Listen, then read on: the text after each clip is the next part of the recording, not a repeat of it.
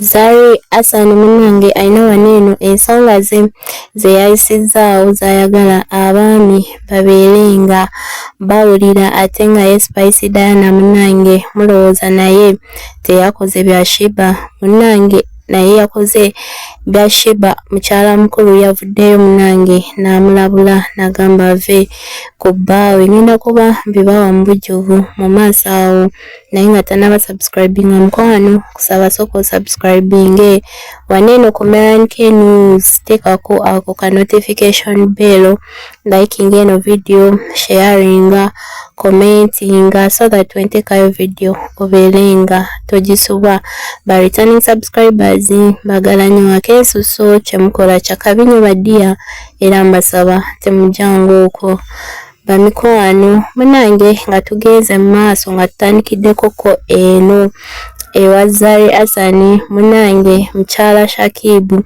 alina waneeno ensonga ze z'ayagala abasajja bamanye oba bawulirize bulungi kubanga eno message yabadde egenda eri baami munange kasoke mbateereko ka video ke waneeno mubiwulire bulungi then mu maaso tugenda kuba tukomawo n'ebya Spice Diana video yino tukomewo. Noonya abasajja abali noonya abasajja nga basatu nga tebakola omulimu gwabwe gwa kutuula butuuzi waka.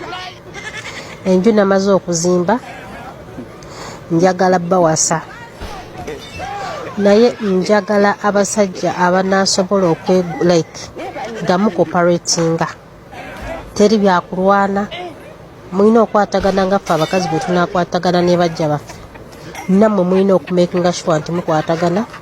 Nja kubanga mbawa ebiyungu ruumu nina 4 buli musajja nja kumuwa ruumu ye nga bwe njagala okwepica nzija mu ruumu yo okitegeera mbawe n'ebiyungu by'okufumba lwensuze mu ruumu yo olina okeera ku makya n'ofumbira breakfast.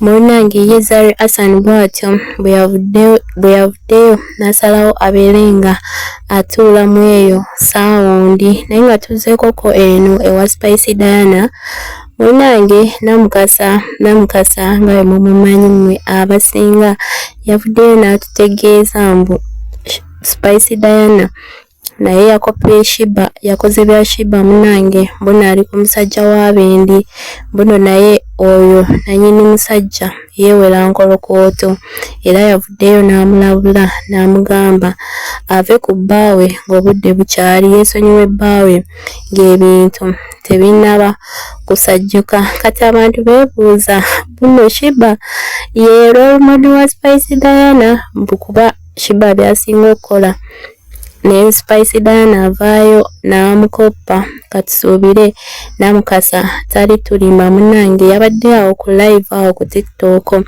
yayogedde ebintu bingi weyayogeredde ne zino ensonga za Spice Diana ng'amugamba oyo omukyala yamukubidde yamukontaktinze n'amugamba aveeyo abeere ng'alabula Spice Diana yeesonyiwe bbaawe. Video yino kambere nga ngibalekerako mbeere bulungi mweraba. Waliwo omuyimbi wammwe Stargirl muyimbi waffe alina ekivulu nga January nga 10 alemedde ku bbaawo omufumbo. Spice zeti nga married man oli omusajja Jeff Kiwago yamudiringa oyo omusajja omugaga oyo omusajja moze alina omukazi bulijjo omusajja oyo omufumbo sakitegedde nze bawa wa Spice Diana gwe manyi moze bulijjo simanyi nti mufumbo era essimu yavudde awo mu America nga bagamba bagenda mukuba mu Spice leave the married man alone mama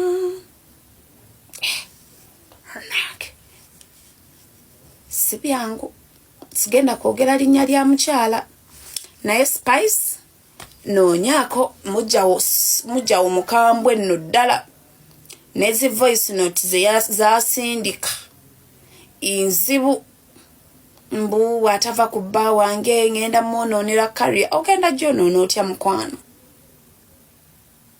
ogenda gyonoona otya manyize sirina side ogenda kwonoona otya career ya Spice career yenga eri ku lusozi ogenda kikola otya soko nyinyonyola Omumerika izoba no ne ku live kuno kwali sagala kwefuulira muntu nze yanyumiriza mbozi nange njibagambye. So Spice Diana is dating a married man. Era mchala we is not happy with you. Spice call me kusindikire voice notes za mujjawo. Ade njagala bbi kusindikira naye ne ngambo wash. Gwaba asooka okunkubira ndyoke mbi kusindikire saagala kamanyiro nkola kamanyiro nsindike voice notes z'omuntu ng'avuma omuntu. Spice Diana, give me permission, I send you the what? The audios. Mujja utali happy.